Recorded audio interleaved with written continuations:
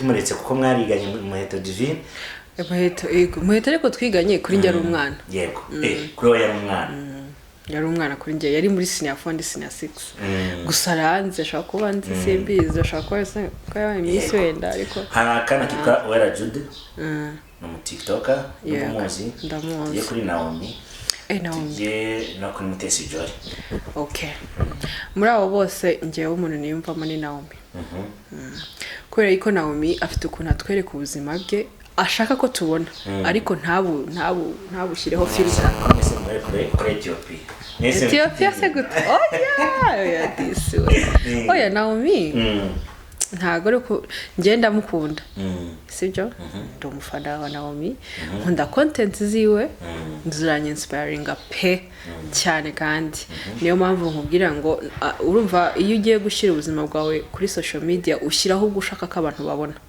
uretse ko akunda umuntu usanga ngo bamufotoye ngo yagize gute atari byo yashatse gusharinga ariko content umuntu yasharinze aba ari yashaka yuko wowe abantu ibyo bintu bashaka kubimenya gusa ngewe umugabo wanjye ngiye kuri njye n'umugisha yego kuko nyine nawe ibaza impamvu nawe hari abakobwa yahuye nabo hari abasore nahuye nabo ariko ninjye nawe turi kubana uyu munsi kandi tubanye neza urumva rero n'umugisha ngewe niko nkunda kubivuga cyane ukomeye kandi yego ko turi ni Musanze urukumva ni Musanze ni point of tourism ifite ibirunga ifite iki so aho najya njyayo nkereka abantu hari ahantu henshi buriya muri Musanze ntarajya nubwo nzi kera mu Kinigi hari ahantu bitira izina ntago mpazi urukumva ndabikwemerera nzavuga mukamere urumva rero hari ubuzima ngewe ndashaka kubaho nka Kirezi nubwo ndi umudamu mu rugo ariko hari ubuzima nanjye nshaka gukomeza kubaho sibyo butagize icyo butwaye urugo rwanjye n'umuryango wanjye ariko nanjye ngakomeza kubaho ubuzima bwiza ngewe nshaka nkunda sibyo ubwo rero hakabamo ama tutorials umuntu nyanga azapfa vuba gukoreka nkubwire ibaze nese ngiye buriya kubona nababaye buriya mba nababaye pe rero umuntu nyanga akenshi mbona nseka nese uzi kubona umuntu wanga ari guseka ni nko kugusiga ubunye mu gisebe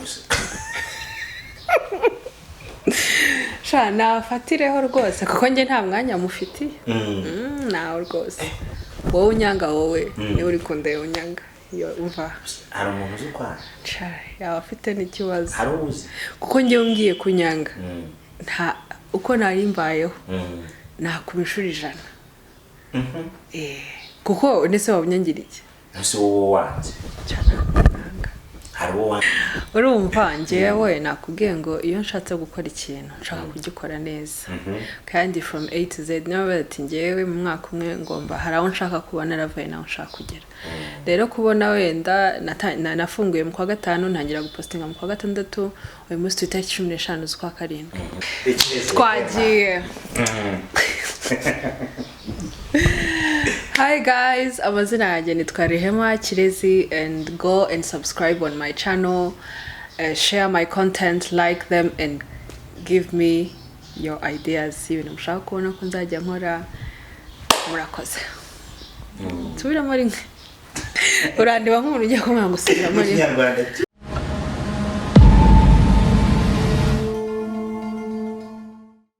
mbasubiza kandi mbifuriza amahoro y'Imana no muri hirya no hino mu gihugu amajyepfo amajyaruguru bengazo n'iburasira bwaryo nakiriye Rehema Kirezi mumaze kumumenya kuri kana ya Rwanda TV by'umwihariko uyu munsi hano ngiye kuganira nawe kuri channel yitwa Rehema Kirezi meze ati sawa kanye kwaki merci murakoze cyakoze murakoze cyane ariko ubabwaye cyane cyo kwirudasetse ntabwo byakunda ntabwo byashoboka and this smile is contagious kuguseka birandura urumva kuri kubona nseka nawe ugahita useka kumvura nasetse biragoye cyakoze umeze ute se meze neza turakwishimiye twicaye mu rugo iwawe karibu cyane kuri kavirunga hano kameze fresh gakonje. Tugiye kuganira na Rehema noneho araba ari rwiyemezamirimo. Ubushize twaganiriye na twumva ukuntu imitekerereze n'ibitekerezo by'ukuntu biba bimeze. Uyu munsi rero tugiye kuganira nka rwiyemezamirimo. Manzi bw'abantu nka batatu zibatera makeup nkawe baba star mu Rwanda. Baba star mu Rwanda hari Mio Beauty. Asiga aba star benshi ba Ariel Ways. Hakaba Pasi Makeup. Nibaza ko umwana asize na Gisa. Gisa wa mukobwa wa Gisa. Mukobwa wa Gisa Fred. Urumva ninde wundi se nanjye? Ukaba nyino ntabwo nahita kwishyira mu ntabwo ushobora bipanze akazambwa na Skype ndakubwiza ukuri Skype uramuzi Skype ndamuzi nikamureba nikamureba gari cyane umuntu wemera ubuzi step by step ntambwe yose ateye ariko nawe nkubeshya mbwiye ngo ubuzima bwa Skype ndabukurikirana cyane oya gusa ibiganiro byiyonge mbireba Hano imbere yanjye mpafite umuyoboro wa YouTube channel utamaze igihe kinini. Yego. Wafunguwe mu minsi ishize. Ufite aba subscribe bakeya batari benshi. Ukawitwa Rehema Kirezi. Ibitekerezo byavuye hehe byaturutse kuki? Okay, impamvu nafunguye YouTube channel cyambere cyo hari ubuzima bwanjye bwite burimo umuryango wanjye burimo umwana wanjye burimo my family members ariko hari n'ubwanjye ngewe ku giti cyanjye yego hari ngewe Kirezi ku giti cyanjye akaba Kirezi w'umudamu akaba Kirezi w'umubyeyi niyo mpamvu rero nashatse gusangiza that part of my life abantu the society kuko hari igihe uposting ikintu ugasanga hari umuntu cyafashije hari umuntu cyongereye imbaraga hari umuntu gihaye idea so naho ngaho igitekerezo cyavuye ikindi ngewe ndi uwo bita housewife cyangwa a stay at home mom ntago mva mu rugo rero nashatse ko ibyo bintu bibyaza umusaruro ikindi kintu kimwe cyonyine ntigeze mvuga nkunda telefone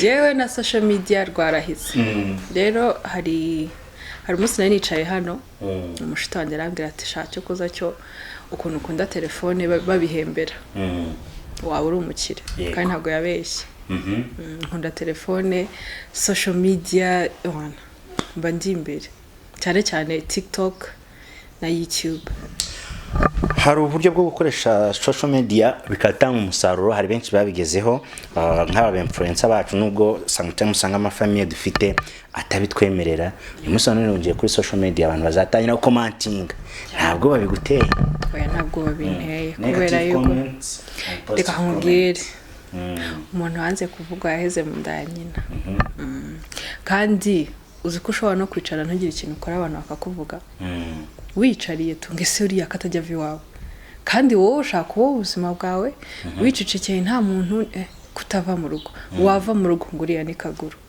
so kora icyo ushaka kora icyo ukunda upfa kutagikora ubangamira abandi yego yeah nk'umuntu umwe mu baba biyicariye mu rugo nabonye internet mu rugo nayibonye hariya phone nziza iPhone 10 na kangahe inzu nziza wa creatingiramo content iki gitekerezo yakigize tariki 16 z'ukwezi kwa 4 2024 nibwo wayifunguye umaze gukurikirwa n'abakristo bangana n'ibihumbi 2945 urumva atari benshi kuko urumva nafunguye YouTube channel mu kwa 5 ariko na postinze mu kwa 6 ndumva yubwo na postinze bwa mbere YouTube nayifunguye nayironchinze on 6 yego muri May ariko na postinze bwa mbere mu kwezi kwa 6 urumva bisaba courage so courage kuko yise YouTube channel ya mbere narifunguye buri hari ndo afunguye yo ebyiri iya mbere narayifunguye nari nyiri umukobwa ariko nkabura umwanya noneho ngerageje no gupostinga mbona wapi isoni ubwoba abantu baravuga iki iya kabiri yo nasanze hari ama errors nakoze iya mbere atinya ko babona n'umugabo oya nakari cyo natinye nje mva natinya amaso y'abantu yego urumva kandi ndakubwiza ko iyo mbitangira icyo gihe mba ngeze kure gusa nyine igihe cy'Imana hari cyari kitaragera. Iya kabiri yo nari naratangiye no gupostingaho nsanga nakoze ama errors menshi binsaba ko nyisiba. Yego ubu rero iyi ni ya gatatu. Gusa nanone gupostinga ibibazo. Najya gupostinga avuga ati nzabikoresho ariko igihe Imana yagennye kigeze kuko ngewe ndi wa muntu nshaka gukora ikintu nkakisoza. Niba ntangiye ikintu ubwo ninyikore mpaka nyisoza. Nta mpamvu yo gukora project ngume mu oya uvuga ati wowe urakora ubundi Imana igakora ibisigaye. Narabisenge ndavuga Imana yanjye ibintu ngiye gukora birimo ibintu byinshi. Numva abantu bazakujudginga ibice ariko ndabisengera Imana ica inzira. Yego niko numva ngo ni l'homme propose Dieu dispose. Yego njye rwose nize umushinga Imana irawuronshinga kandi so far so good kuko video zanjye kugeza ubu mfite video 3 n'udushorts 5 ntago zifite quality yo hejuru. Ndacyari kwiga ariko ama views mfite aba subscribers maze kugira binyereka yuko umurongo ndimo ari mwiza. Yego niyo mpamvu nyine numva yuko nta rush mfite. Ntago umuntu yaza kumbwira ko ibikora biriya oya nshaka gukora akantu gahoro support nzabona nzayikoresha ariko ntago nshaka umuntu umforsa kuko abantu ikintu cya mbere cyabayeho ubwo wabuze ikindi kintu ukora izo ni comments z'abantu yego ziri negative. Abandi bakaza ngubwo se ngo nawe ngugiye kujya wirirwa ngo wanitse ngo umuryango wawe kuko umuntu ntabanje no kuza kukubaza wahisemo yihenisha ushaka kuzakora iki ahubwo gahita yihutira kukubwira ngo iki judgment. Nje nkabyihorera no kuri ntuza no kuri YouTube channel yanjye no kuri Instagram no kuri TikTok umuntu yashyizeho negative comment mitanyisiba nka making ashaka ko mu blots kuko nko kuri Instagram ho biroroshye umuntu yashyizeho comment mbi cyangwa akakwandikira message utayishaka uramubloka bahita baguha option bati nindi account yose izazi bezinze kuri uyu muntu tuzayibloke kakanda yes urukundo. Negative comment ntabwo umenye ibyo gukosora wapi hari negative comment ntuzihuze no n'umuntu ugwereza comment agukosora biba bitandukanye. Kuko nkanjye hari abantu bahise baza inbox bambwira ati Kirezi courage twabonye gusa uzagendere muri uwo murongo uwo muntu abari kukugira inama ariko nk'umuntu uza kukubwira ngo gusa uzi ikindi ukora ubwo varongire koko. Hari video imaze ibyumweru 2 tux ngo ni hafi 3 kuko basuggestinga nyuma y'iminsi mikeya. Ndashaka kutubwira muri make ibintu wavugagaho.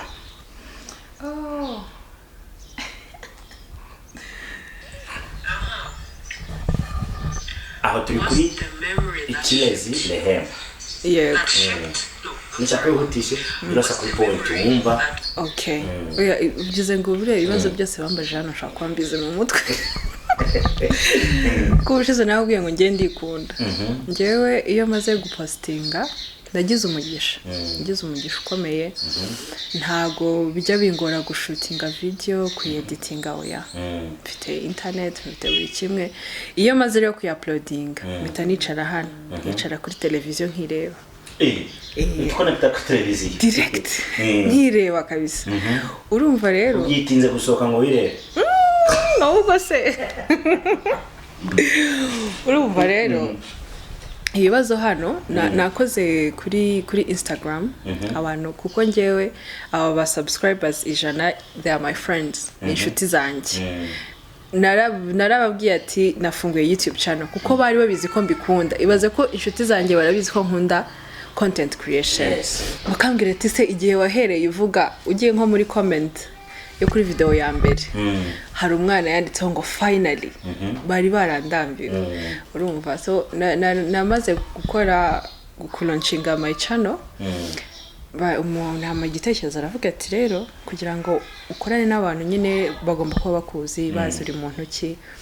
Nkora rero Q&A question and answers kuri Instagram ndapostinga ndababwira ati mumbaze ibibazo mushaka ko mbasubiza nzabasubiza ariko on my YouTube channel barabimbaza. Ubwo rero ndabisubiza ariko kurumva hano nari ndi gusoma ikibazo nkagisubiza ndeba kamera basubiza ibibazo nyine kuko nubundi ntabwo biri kujyamo urumva ewana nuko nyine ni ibibazo barambazaga ufite imyaka ingahe ese why yakora ibabwiye cyangwa of course imyaka yanjye ndi proud ya oya ufite imyaka 24 njyewe ufite imyaka 21 umva mvuka kera ufite imyaka 20 nkubwira ngo ujye muri film urabyanga ntabwo ari nuza yanjye gusa you never know bigenda biza confidence niyo umuntu ababura tukwiye kumanza gute kuri bucura cyangwa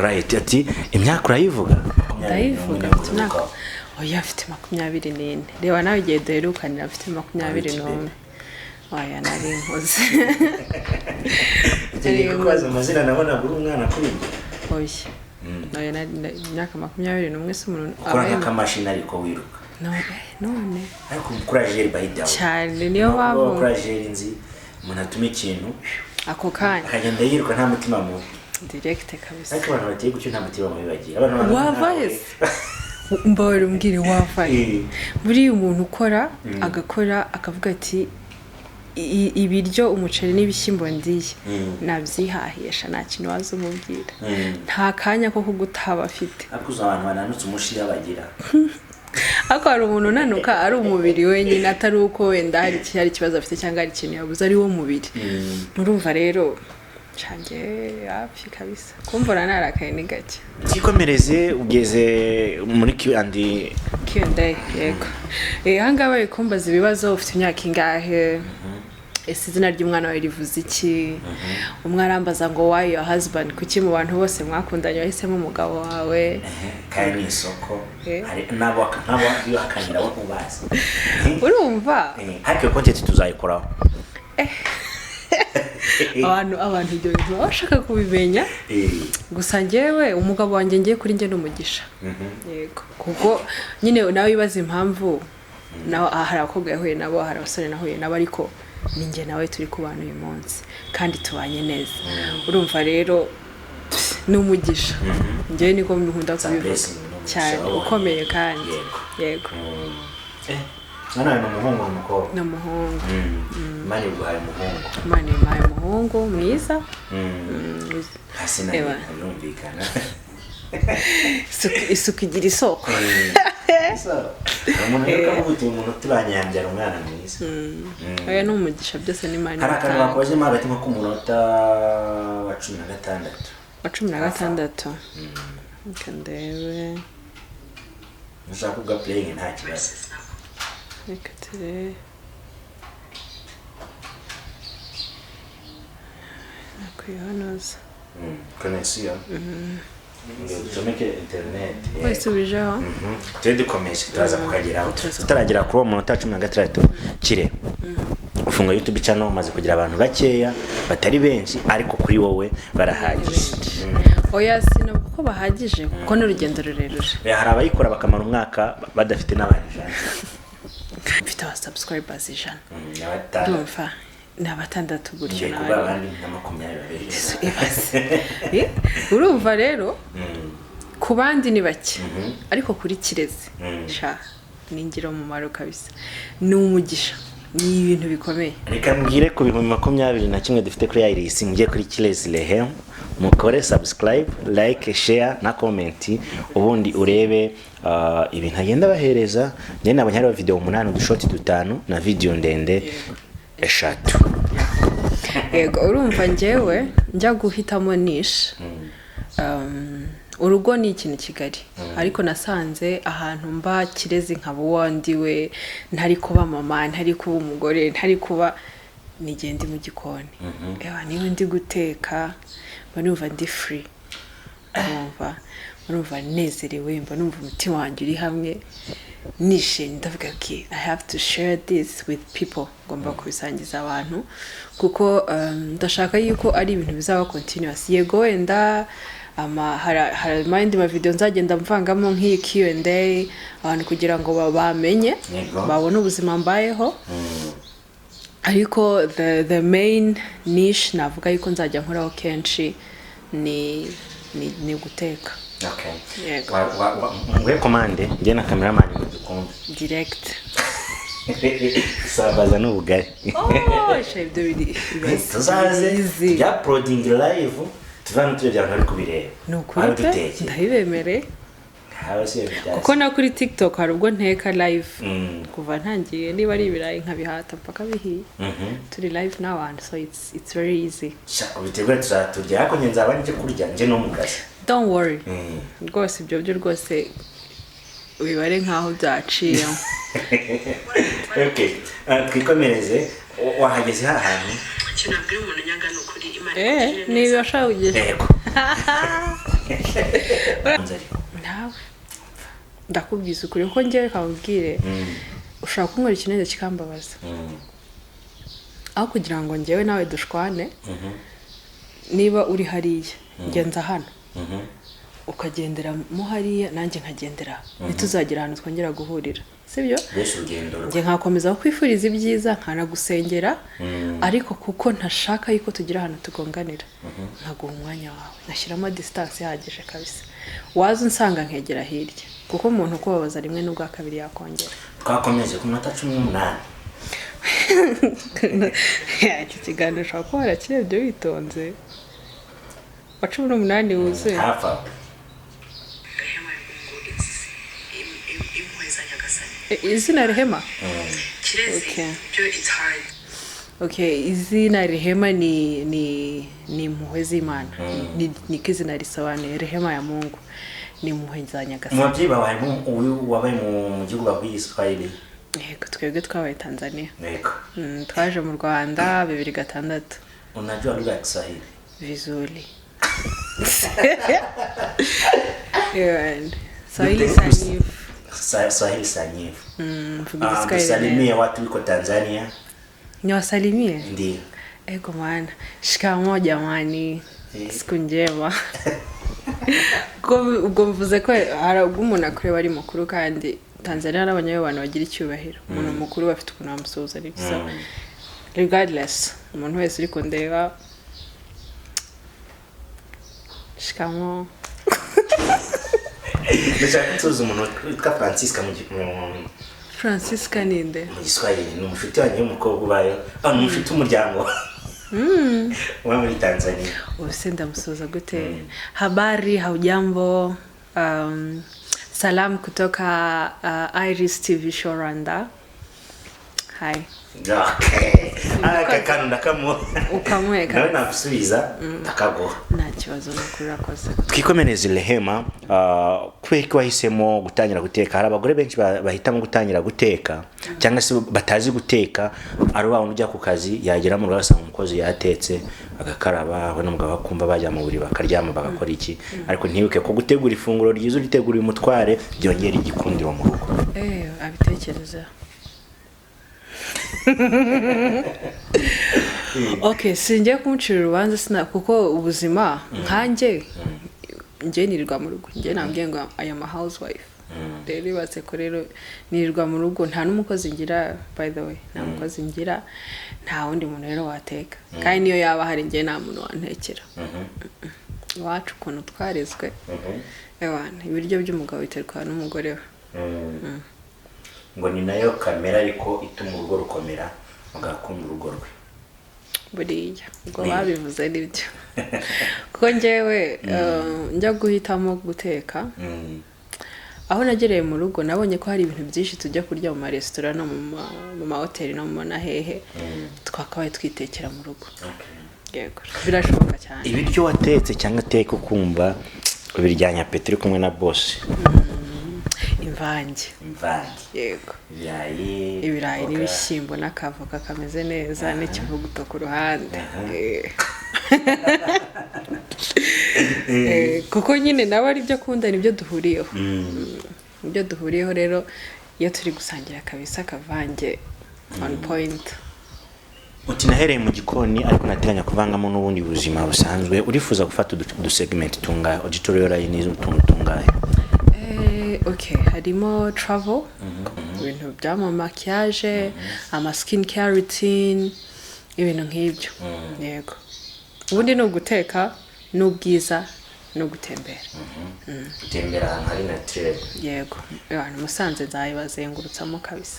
Twagiye sasa impano wakuze wibonamo zikaza kuzima uyu munsi ukabona izindi. Izihe mpano wakuze wibonamo? Nari nzi ko nzakina basket. Nari nzi ko nzaba umukinnyi ukomeye. Yo none ndebera byaranze. Byagiye hehe ku burebure? Oya ntabwo byangiye ku burebure. Nigeze kugira chance rimwe yo kujya mu majonjora baransiga. None ushobora gutera twapa? Ya ntakina. Regardless y'ibiro mfite ubu ngubu ntakina basket ndayizi. Nibyo? Okay. Nzakina basket kabisa. Ariko nyine Imana twe turapanga Imana igasohoza. Ya kabiri. Ya kabiri soboneye. Nta yindi. Nta yindi. Religion yawe ni iyihe? Ngenda umukristo aya born again. Ubu ngubu idini nsengera muri Zion. Ako ntabwo ndakira. Hano hari Mozambique niba ari Fabrice niba ari inde. Abamwitanira ari muherwa ninde baramwe ngo nta nacyaba. Hari undi mushaka ko yazana tempo hari hepfo hari. Basigaye basengera hano ruguru. Karimba k'Imana gasigaye kari kugufasha muri iyi minsi. Kari twinshi we Mana yanjye. Ntabwo nzi kuririmba. Ndabona ndeba nk'umuntu nshaka ndirimba kandi ntabyo nzi. Ntabwo nzi kuririmba. Gusa ni indirimbo yitwa Icyambu ya Israel Mbonyi. Okay. Ushaka ko ndirimba ntabwo nshoboye kuririmba. Ibintu ntazi simba mbizi. Wari wagira amahirwe yo guhura nawe? Oya. Murabura no mu gitaramo? Ntabwo nashaje ibintu sinjya mbijyaho. Sibyawe? Ntabwo ari ibintu byanjye. Tugana ku musozo ubuzima bwa gikristo n'ubuzima bwo mu kabyiniro. Bihuza gute umukobwa mu rusengero n'umukobwa mu kabyiniro? Ubabona gute bombi? Babona gute buri muntu afite ukabona ubuzima bwe. Kuko turi mu ndorerwamo y'abandi. Uhagaze mu ndorerwamo y'abo bantu babiri. Okay. Umuntu uri mu rusengero aba yumva ko ari mukuri. N'umuntu uri mu kabare ubwo buzima uvuze nawe wumva ko akabyinira. Akabyiniro bishatse kuvuga iki? Ntavuga ibintu abantu bakamvumuza. Akabyiniro ni ahantu umuntu ajya akararama anywa abyina no kuri kesha mu kabari gafungura saa 8. Ariko akabyiniro rimwe niko dutangira saa 4 saa 5. Okay. Wamuko wagiye mu kabyiniro sinzi niba abari bugitahe hehe iwabo. Wagiye mu kabari ashobora kugeza nka saa 1 cyangwa saa 2 akagira ate gataha iwabo. Shaho se haba mabi. Ahubwo se kamubaze aho kuba mu rusengero utekereza akabari no kuba mu kabari utekereza urusengero wakora iki? Subirama. Urumva nibyo nari ndiho nkubwira muri umuntu ni ikintu umuntu ni mugari. Urumva nese ntabwo urabona umuntu tuba tuzi nk'umukristo wiriza ujya mu mantuza yose amaprogramu yose y'urusengero ariko ejo ugasanga niwe basanze ngo ni umurozi. N'umusambanyi ni umuki ariko hakaba hari na wa muntu twebwe turaba tukabona ni mubi kubera ko society dufite ukuntu tudefining ibintu. Uriya ni umusinzi ni iki ariko ntago ashaka guca ku muntu babaye ngo areke kumufasha. Sibyo? Ntabwo wamubwira ngo ufite ikibazo cy'igihumba kikwiba. Ntabwo ari wa muntu usanga yibasiye abandi yigize gute areba ibimureba. Ahubwo ubu Kristo ni iki? Njyega ry'iki byaribaza. Ni ikintu kigoye. Njye rero simba nshaka gucira umuntu rubanza bitewe nuko mubona muri ako kanya. Oya. Aho kuba mu kabari utekereza urusengero no kuba mu rusengero uri gutekereza byeri wasize munsi y'igitanda wahita naba mu kabari ndi gutekereza mu rusengero ahubwo se wameshe kamwe wakimesera kamwe kuko urumva no gutekereza ushaka kuzagaruka ariko niba wicaye mu rusengero tukora ari gutekereza mu kabari hari igihe uzagendera ko urumva njyewe niyo mpamvu nakubwiye ngo sinkunda guca urubanza. Ushaka kubona ibintu ukoze njyewe ubwanjye nkabitekerezaho ariko iyo ngeze hahandi wango nshira umuntu urubanza ndigarura niyo mbikoze nsaba Imana imbabazi kuko simba nzi ngo uwo muntu ari kunyura mu biki urumva simba nzi uwo muntu ngo afite ibibazo bingana gute afite ibintu ari gutekereza icyo bukanye ntabwo rero namucira urubanza simba nzi ngo abayeho gutambize gute niki kiri kumwesha inzoga kugeza saa 11 za mu gitondo ese umuntu kubera icyo ajya mu rusengero tukamusanga bamufashe ngo ari kumwe n'umugore w'abandi cyangwa umugabo w'abandi kandi twari tuzi ko ngo ari asha mu rusengero urumva ngiye rero ntabwo nshaka guca urubanza umwe mu bantu binjiye mu ruhando rwa social media influencer ofataga ko kantu gasubiremo rimwe umwe mu bantu binjiye muri social media yego influencer wabaye Naomie wabaye Mutesi Jolly wabaye Shadibu wabaye General Benda wabaye Wera Juda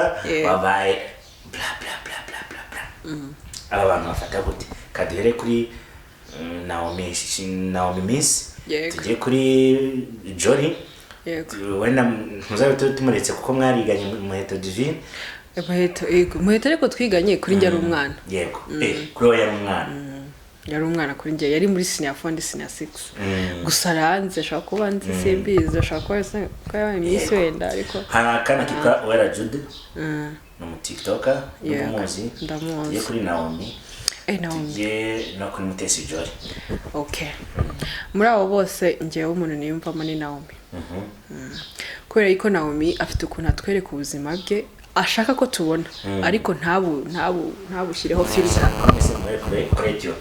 Ethiopia se gute oya disi oya Naomie ntago ariko ngenda mukunda sibyo ndumufana wa Naomie nkunda content ziwe nzuranye inspiring pe cyane kandi niyo mpamvu nkubwira ngo urumva iyo ugiye gushyira ubuzima bwawe kuri social media ushyiraho gushaka ko abantu babona uretse ko akunda umuntu usanga ngo bamufotoye ngo yagize gute atari byo yashatse gusharinga ariko content umuntu yasharinze aba ari yashaka yuko wowe ubona rero ngiye nkunda uburyo Naomie akora content ziwe atazifilteringa ngo ntabihindura ukundi bifite ukuntu bikugaragara ukabona ko is real ni ibyanyabyo yego rero ndabikunda niyo mpamvu nkunda Naomie Mutesi Jolly ni abantu bahuriye muri Miss Rwanda bombi ba collaborating ariko uko byagenze twese turabizi Jolly afite urwego ariho sibyo afite urwego ariho kandi ruri hejuru njyaho rero sinajyayo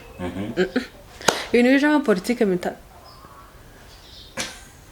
ngo bindeba si wawe si wanje ahubwo buriya ntabwo uzi umwana w'umu influencer nkunda Mana Leslie muri umuna wa Iradukunda Elsa yego ni content creator afite YouTube channel nawe du content twiwe ngewe uriya nkunda umuntu sharing ubuzima bwe byibuze ukabona ko buri real ntabo filtering ntaje kuvuga oya yego niba mwicaye murimo murakora competition yo kurya ubugari mu burisha intoki mureke kushinga ifoki umuntu urisha siniki izo ubugari zaburya ye baba weva sinakwemere ko zari isambaza uzabibona gutya pya ubuse sana ninde harya ni sani uri kungola nagobonye ko arisha reza kuri abanyakenya barakuriye man zikenya urumva rero je mfite aba content creators nkunda actually ubwo nabo ngabo ugire ba YouTube channel y'umukobwa wa Ntuza wa Sani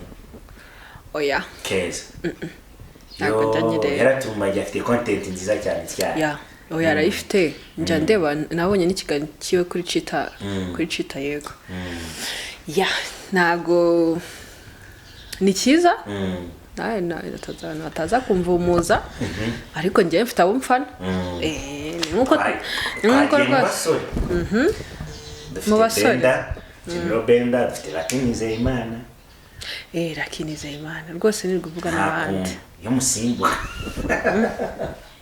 nuwo rwose niyumvamo kubera ikibaki Raki afungutse mu mutwe saka rutayago nta bahuriye nta hantu bahuriye ndakubwiza ukuri nagize umugisha wo guhura na Raki rimwe afungutse mu mutwe yego ni umuhanga cyane kandi ni umuntu w'umusitari ariko uzi kubihuza n'ubuzima busanzwe ntago agera hanze ngo yiyemere yego ni umuntu mwiza rero tugana ku musozo abantu bakwitegeho iki mu minsi iri imbere Kirezi Rehema winjiye mu ruhando rwa social media ntabwo uje kugira ngo utwiyereke ejo tukubure hari kwinjira muri content creative ko ukagaragara mu bikorwa bigaragaza influencer atari ukuza ejo urabijemo umugabo twarakubujije famille yako influencer ubivuyemo bana kwitega hiki. Okay, njyewe I am family oriented person.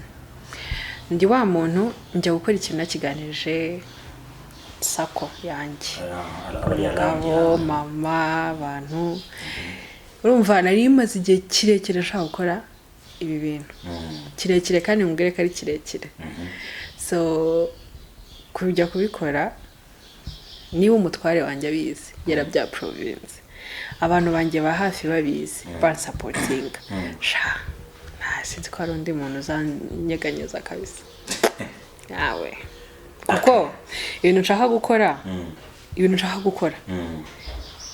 sha nuko agenda ndari hano biranditse ufite ntuza plan activity cyangwa se action plan cyane okay ko mfite support system iri ku rwego rwo hejuru abashuti banjye abavandimwe banjye umuryango wanjye baransupport so nta mpamvu rero numva mvuga ngo bizagera hagati bipfe kuko mu bintu nshaka gusharinga hari umfite umuryango wanjye rwose ntawo muzabona kuko umutware wanjye ntago ari he's not a social media person umwana wanjye ntago aragera igihe cyo kuvuga ngo nshobora kumushyira kuri social media agakura atabishaka atabikunda urumva so it's me ni ngewe ubuzima bwanjye ikintu nzajya nsharinga nzi neza ko nta effect mbi izagira ku muryango wanjye yeah kamera abantu gukora amamaza gukora abantu subscribe kuri Kirezi twagiye. Hi guys, amazina yanjye nitwa Rehema Kirezi and go and subscribe on my channel, share my content, like them and give me your ideas ibintu mushaka kubona ko nzajya nkora murakoze. Tubiramo rimwe urandiba nk'umuntu ujya kumenya ngo subiramo rimwe. Okay. Gusa mu Kinyarwanda ndavuga ngo muraho nitwa Kirezi Rehema kora subscribe kuri Kirezi Rehema kure like share comment ubundi ibiganiro byanjye cyangwa se ibyo mba nabateguriye bibashe kubageraho ku gihe. Muraho neza amazina yanjye nitwa Rehema Kirezi mugende mukore subscribe kuri channel yanjye mu liking content zanjye mu commenting mu sharing kugira ngo muzajye mubona ibiganiro byanjye ku gihe ndabakunda murakoze. Iyi content tuzayibona ryari? Turi kwa kangahe? Turi kwa mbere kwa gatanu. Yego. Okay.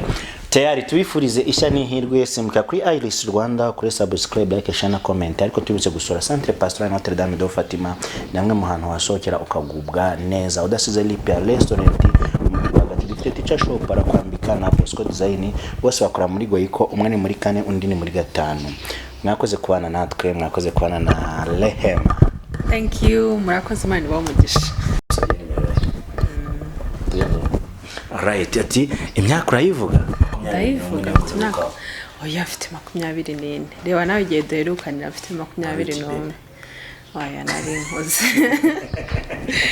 Turi kubaza amazina nabona buri umwana kuri oya nari imyaka 21 se umuntu akora nk'amashini ariko wiruka none ariko courage bayida cyane niyo babo courage nzi umuntu atuma ikintu ako kanya akagenda yiruka nta mutima mubi direct kabisa ariko abantu bagiye gucyo nta mutima mubi bagira abantu wavaye mbore mbwire wavaye buri umuntu ukora agakora akavuga ati ibiryo umuceri n'ibishyimbo ndiye nabyihahisha nta kintu wazumubwira nta kanya ko kugutaba afite akuza abantu bananutse umushira bagira ako hari umuntu nanuka ari umubiri wenyine atari uko wenda hari ikibazo afite cyangwa ari ikintu yabuze ari wo mubiri urumva rero change afi kabisa kumvura narakaye ni gake kikomereze ugeze muri Q&A yego hanga bari kumbaza ibibazo ufite imyaka ingahe izina ry'umwana wawe rivuze iki umwana arambaza ngo why your husband kuki mu bantu bose mwakundanye wahisemo umugabo wawe kandi isoko hari nabo iyo akanira wo kubaza urumva ariko content tuzayikoraho abantu ibyo bintu bashaka kubimenya gusa njyewe umugabo wanjye ngiye kuri njye n'umugisha yego kuko nyine nawe wibaza impamvu naho hari abakobwa yahuye nabo hari abasore nahuye nabo ariko ninjye nawe turi kubana uyu munsi kandi tubanye neza urumva rero n'umugisha njyewe niko nkunda kubivuga cyane ukomeye kandi yego mwana ni umuhungu n'umukobwa ni umuhungu mani guhaye umuhungu mani guhaye umuhungu mwiza hasi nayo yumvikana isuku igira isoko umuntu yavuga umuntu turanyangira umwana mwiza oya n'umugisha byose ni mani hari akantu bakoze hagati nko ku munota wa 16 wa 16 ndebe nshaka kuga playing nta kibazo reka turebe nakwihonoza connexion Jomeke internet. Wese ubijeho. Turi dukomeje turaza kukageraho. Tutaragera kuri uwo munota 16 kire. Ufunga YouTube channel maze kugira abantu bakeya batari benshi ariko kuri wowe barahagije. Oya sinavuga ko bahagije kuko n'urugendo rurerure. Hari abayikora bakamara umwaka badafite n'abantu. Urumva njyewe nakubwiye ngo iyo nshatse gukora ikintu nshaka kugikora neza kandi from A to Z niba bati njyewe mu mwaka umwe ngomba hari aho nshaka kubona naravuye naho nshaka kugera rero kubona wenda nafunguye mu kwa gatanu ntangira gupostinga mu kwa gatandatu uyu munsi twita 15 z'ukwa karindwi mfite aba subscribers 100 urumva n'abatandatu gutyo nawe urumva rero kubandi ni bake ariko kuri Kirezi sha ningira mu maro kabisa ni umugisha ni ibintu bikomeye reka mbwire ku 2021 dufite kuri Iris mujye kuri Kirezi Rehema mukore subscribe like share na comment ubundi urebe ibintu agenda bahereza njye nabonye hari video 8 udushoti 5 na video ndende 3 yego urumva njyewe njya guhitamo niche urugo ni ikintu Kigali ariko nasanze ahantu mba Kirezi nkabo wandiwe ntari kuba mama ntari kuba umugore ntari kuba nigende mu gikoni niwe ndi guteka numva ndi free numva nezerewe mba numva umutima wanjye uri hamwe nishimye ndavuga okay I have to share this with people ngomba kubisangiza abantu kuko ndashaka yuko ari ibintu bizaba continuous yego wenda hari mind ma video nzagenda mvangamo nk'iyi Q&A abantu kugira ngo bamenye babone ubuzima mbayeho ariko the main niche navuga yuko nzajya nkoraho kenshi ni guteka yego we commande nge na cameraman dukombe direct sabaza n'ubugari chef de bidi tuzaze ya uploading live tuvana tujya ari kubireba nukuri ndabibemere kuko na kuri TikTok hari ubwo nteka live kuva ntangiye niba ari ibirayi nkabihata mpaka bihiye turi live now and so it's very easy ubitegura tuzaturya ariko nge nzaba nje kurya nje no mugazi don't worry rwose ibyo byo rwose ubibare nkaho byaciye okay twikomereze wahageze ahantu kinabwira umuntu nyagano kuri imana niba ashaka kugera yego wewe umuntu nyanga azapfa vuba gukoreka nkubwire ibaze nese ngiye nkubwire buriya kubona nababaye buriya ngo nababaye pe rero umuntu nyanga akenshi mbona nseka nese uzi kubona umuntu wanga ari guseka ni nko kugusiga ubunye mu gisebe shana fatireho rwose kuko nge nta mwanya mufitiye nawe rwose wowe unyanga wowe niwe uri kundeba unyanga iyo umva hari umuntu uzi kwa yaba afite n'ikibazo hari uzi kuko nge ngiye kunyanga nta uko nari mbayeho nakubishura 100 kuko nese wabunyangira iki ese wowe wanze hari wowe wanze ariko nawe ndakubwiza ukuri ko ngiye kabwire ushaka kunkora ikintu kikambabaza aho kugira ngo ngewe nawe dushwane niba uri hariya ngenza hano ukagendera mo hariya nanjye nkagendera ntituzagira ahantu twongera guhurira sibyo njye nkakomeza kwifuriza ibyiza nkanagusengera ariko kuko ntashaka yuko tugira ahantu tugonganira nkaguha umwanya wawe nashyiramo distance yahagije kabisa waza unsanga nkegera hirya kuko umuntu kubabaza rimwe n'ubwa kabiri yakongera twakomeje ku minota 18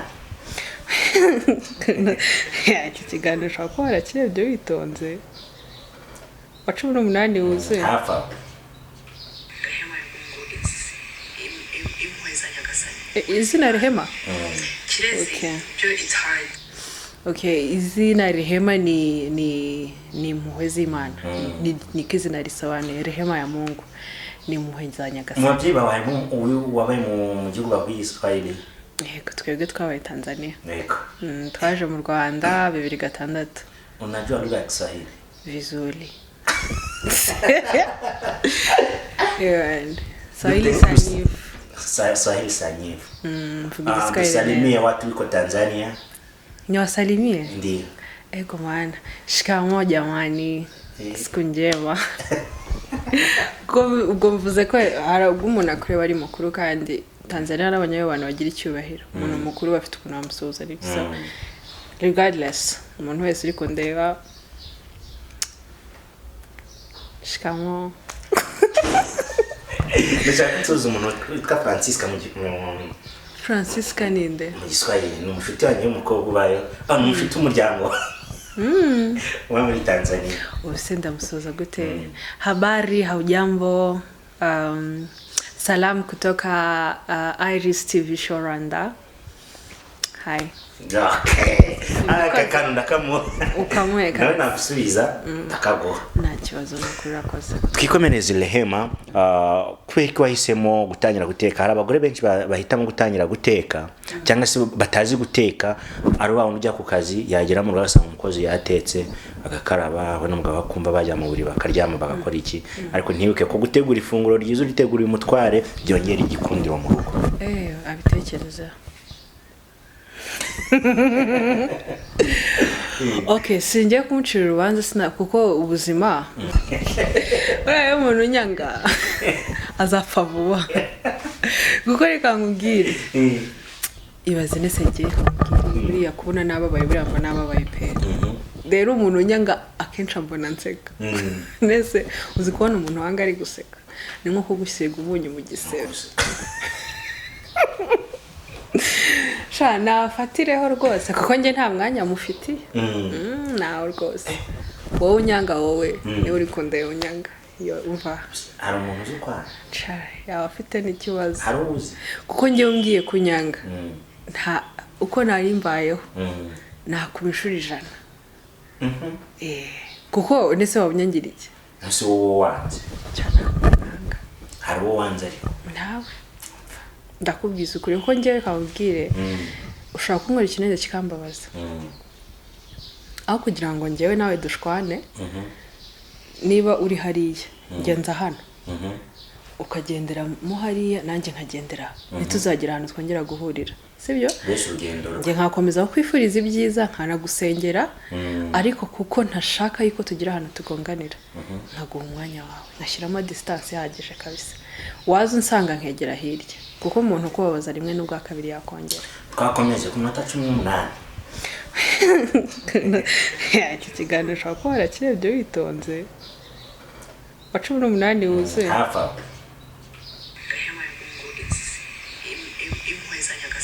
izina Rehema Kirezi it's hard. Okay, izina Rehema ni impuhwe z'Imana. Ni kizina risobanuye Rehema ya Mungu. Ni impuhwe za Nyagasani. Umubyeyi wabaye mu gihugu bw'Israeli. Yego, twebwe twabaye Tanzania. Yego. Twaje mu Rwanda 2006. Unajua lugha ya Kiswahili? Vizuri. Swahili sanifu. Swahili sanifu.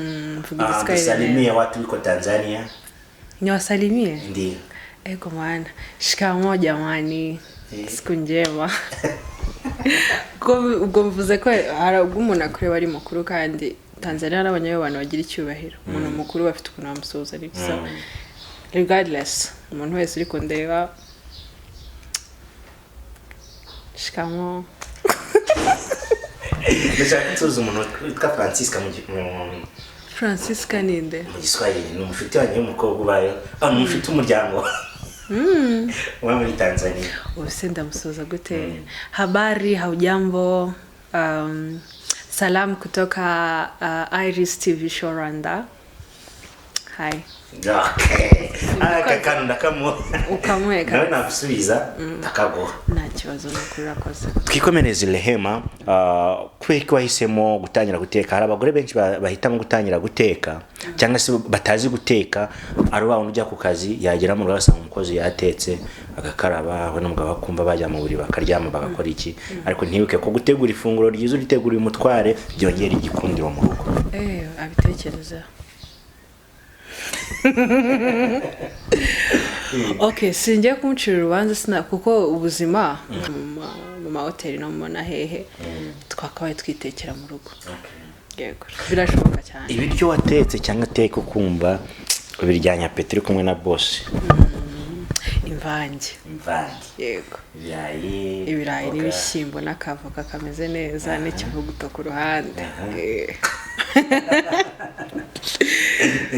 kuko nyine nawe ari byo akunda nibyo duhuriyeho ibyo duhuriyeho rero iyo turi gusangira kabisa kavange on point utinahereye mu gikoni ariko nateganya kuvangamo n'ubundi buzima busanzwe urifuza gufata udusegment tunga auditorial line tungaye okay harimo travel kuko turi ni Musanze urukumva ni Musanze ni point of tourism ifite ibirunga ifite iki so aho najya njyayo nkereka abantu hari ahantu henshi buriya muri Musanze ntarajya nubwo nzi kera mu Kinigi hari ahantu bitira izina ntago mpazi urukumva ndabikwemereza kamere ibaze urumva rero hari ubuzima njyewe ndashaka kubaho nka Kirezi nubwo ndi umudamu mu rugo ariko hari ubuzima nanjye nshaka gukomeza kubaho sibyo butagize icyo butwaye urugo rwanjye n'umuryango wanjye ariko nanjye ngakomeza kubaho ubuzima bwiza njyewe nshaka nkunda sibyo ubwo rero hakabamo ama tutorials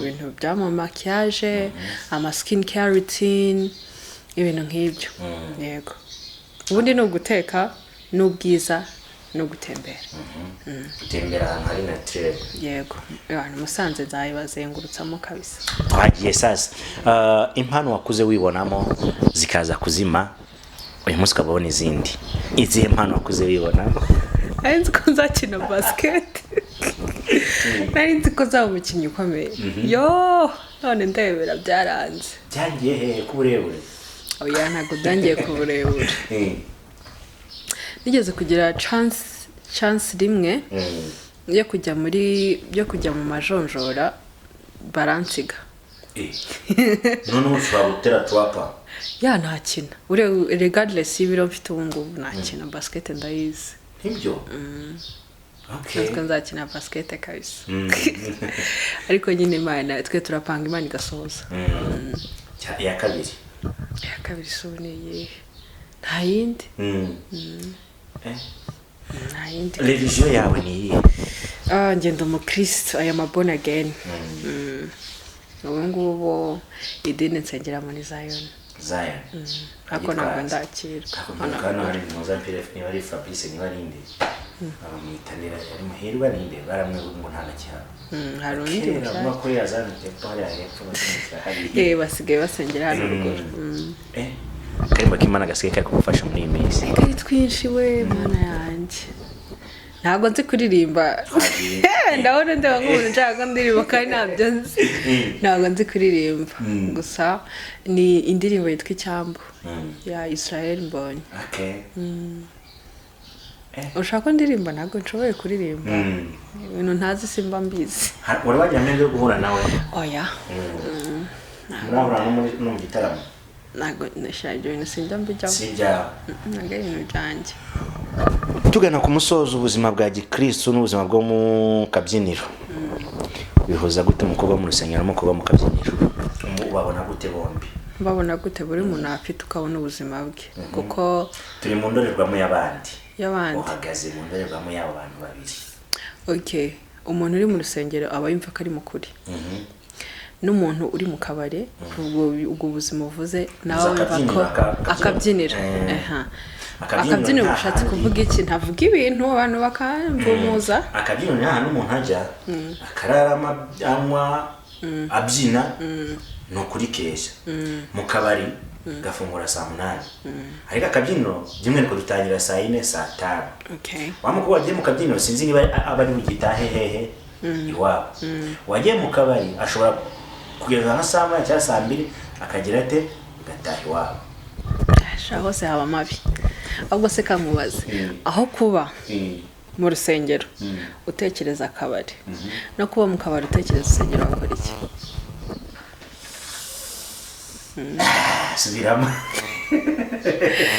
urumva nibyo nari ndiho nkubwira buri umuntu ni ikintu umuntu ni mugari urumva nese ntago urabona umuntu tuba tuzi nk'umukristo wiriza ujya mu mantuza yose ama program yose y'urusengero ariko ejo ugasanga niwe basanze ngo ni umurozi n'umusambanyi ni umuki ariko hakaba hari na wa muntu twebwe turaba tukabona ni mubi kubera ko society dufite ukuntu tudefining ibintu uriya ni umusinzi niki ariko ntago ashaka guca ku muntu babaye ngo areke kumufasha sibyo ntabwo wamubwira ngo ufite ikibazo cy'igihumba kikwime ntabwo ari wa muntu usanga yibasiye abandi yigize gute areba ibimureba ahubwo ugasanga ubukristo ni iki njyega ry'ikibyaribaza ni ikintu kigoye njye rero simba nshaka gucira umuntu rubanza bitewe nuko mubona muri ako kanya aho kuba mu kabari utekereza urusengero no kuba mu rusengero uri gutekereza byeri wasize munsi y'igitanda wahita mu kabari ndi gutekereza mu rusengero ahubwo se wameshe kamwe wakimesera kamwe kuko urumva aha no gutekereza ushobora kuzagaruka ariko niba wicaye mu rusengero tukora ari gutekereza mu kabari hari igihe uzagendera ko urumva njyewe niyo mpamvu nakubwiye ngo sinkunda guca urubanza ushobora kubona ibintu ukoze njyewe ubwanjye nkabitekerezaho ariko iyo ngeze hahandi ngo nshira umuntu urubanza ndigarura niyo mbikoze nsaba Imana imbabazi kuko simba nzi ngo uwo muntu ari kunyura mu biki urumva simba nzi uwo muntu ngo afite ibibazo bingana gute afite ibintu ari gutekereza icyo bukanye ntabwo rero namucira urubanza simba nzi ngo abayeho gutameze gute niki kiri kumwesha inzoga kugeza saa 11 za mu gitondo ese umuntu kubera icyo ajya mu rusengero tukamusanga bamufashe ngo ari kumwe n'umugore w'abandi cyangwa umugabo w'abandi kandi twari tuzi ko ngo ari asha mu rusengero urumva ngiye rero ntabwo nshaka guca urubanza nk'umwe mu bantu binjiye mu ruhando rwa social media influencer ufataga ko kantu gasubiremo rimwe nk'umwe mu bantu binjiye muri social media influencer wabaye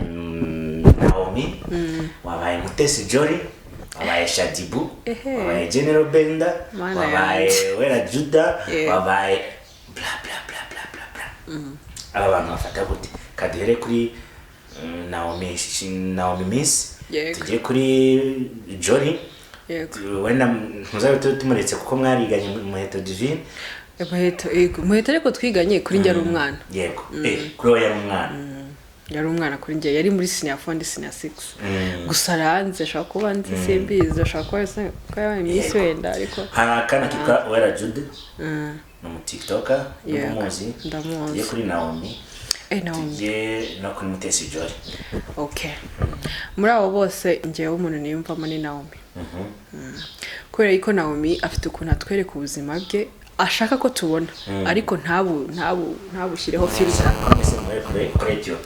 Ethiopia se gute oya disi Naomie ntago ariko ngenda mukunda sibyo ndumufana wa Naomie nkunda content ziwe nzuranye inspiring pe cyane kandi niyo mpamvu nkubwira ngo urumva iyo ugiye gushyira ubuzima bwawe kuri social media ushyiraho ugushaka ko abantu babona uretse ko akunda umuntu usanga ngo bamufotoye ngo yagize gute atari byo yashatse gusharinga ariko content umuntu yasharinze aba ari yashaka yuko wowe ubona rero ngiye nkunda uburyo Naomie akora content ziwe atazifilteringa ngo ibintu bihindura ukundi bifite ukuntu bikugaragara ukabona ko is real ni ibyanyabyo yego rero ndabikunda niyo mpamvu nkunda Naomie Naomie Mutesi Jolly ni abantu bahuriye muri Miss Rwanda bombi ba collaborating ariko uko byagenze twese turabizi.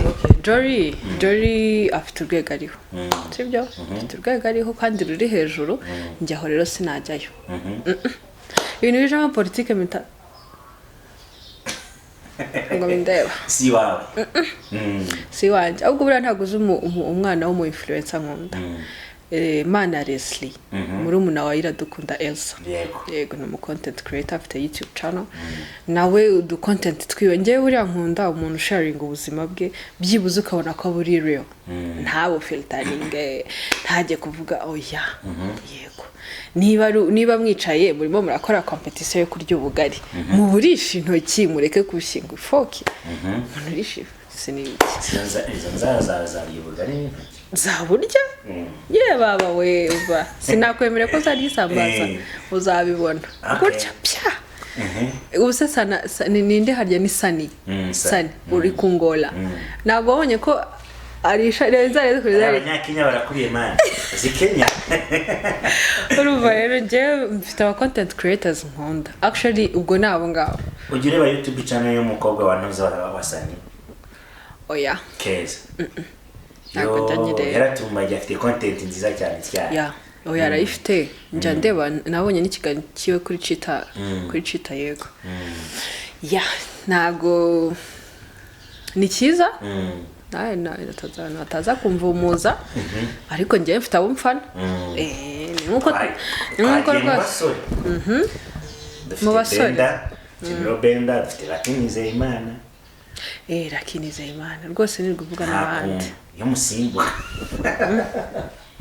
nuwo rwose niyumvamo kubera ikibaki Laki afungutse mu mutwe sakarta yango nanu bahuriye ya nanu bahuriye ndakubwiza ukuri nagize umugisha wo guhura na Laki rimwe afungutse mu mutwe yego ni umuhanga cyane kandi ni umuntu w'umusitari ariko uzi kubihuza n'ubuzima busanzwe ntago agira hanze ngo yiyemere yego ni umuntu mwiza rero so ya tugana ku musozo abantu bakwitegeho iki mu minsi iri imbere Kirezi Rehema winjiye mu ntano bwa social media ntabwo uje kugira ngo utwiyereke ejo tukubure hari kwinjira muri content creative ko ukagaragara mu bikorwa bigaragaza ba influencer atarukuza ejo urabijemo umugabo twarakubujije family yako influencer ubivuyemo abantu bakwitegeho iki okay njyewe I am family oriented person ndi wa muntu njya gukora ikintu nakiganirije sako yanjye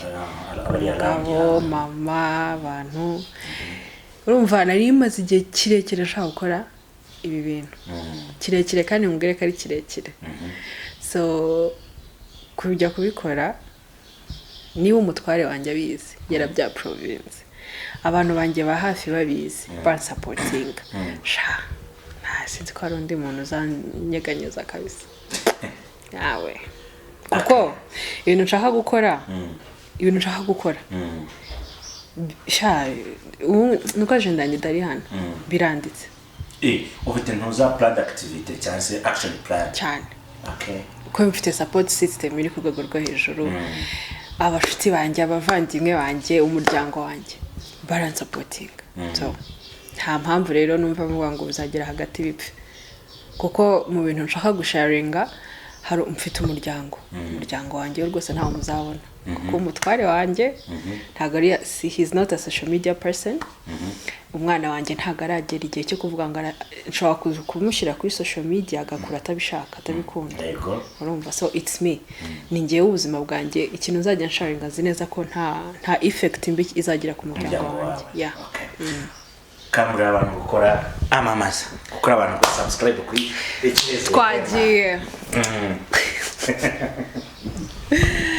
Hi guys, amazina yanjye nitwa Rehema Kirezi and go and subscribe on my channel, share my content, like them and give me your ideas ibintu mushaka kubona ko nzajya nkora murakoze tubiramo rimwe urandiba nk'umuntu ugiye kumenya ngo usubiramo rimwe okay ubwo se mu Kinyarwanda ndavuga ngo muraho nitwa Kirezi Rehema kora subscribe kuri Kirezi Rehema kure like share comment ubundi ibiganiro byanjye cyangwa se ibyo mba nabateguriye bibashe kubageraho ku gihe. Muraho neza, amazina yanjye nitwa Rehema Kirezi. Mugende mukore subscribe kuri channel yanjye, mu liking content zanjye, mu commenting, mu na sharing kugira ngo muzajye mubona ibiganiro byanjye ku gihe. Ndabakunda, murakoze. Iyi content tuzayibona ryari? Turi kwa kangahe? Turi kwa mbere, kwa gatanu. Yego. Okay. Tayari tubifurize ishya n'ihirwe yese muka kuri Iris Rwanda, kuri subscribe, like, share na comment. Ariko tubitse gusura Centre Pastoral Notre Dame de Fatima, namwe mu hantu wasokera ukagubwa neza udasize lipe restaurant bagati dufite teacher shop para kwambika na Bosco Design, bose bakora muri Goyiko, umwe ni muri 4 undi ni muri 5. Mwakoze kubana natwe, mwakoze kubana na Rehema. Thank you, murakoze, Imana ibahe umugisha.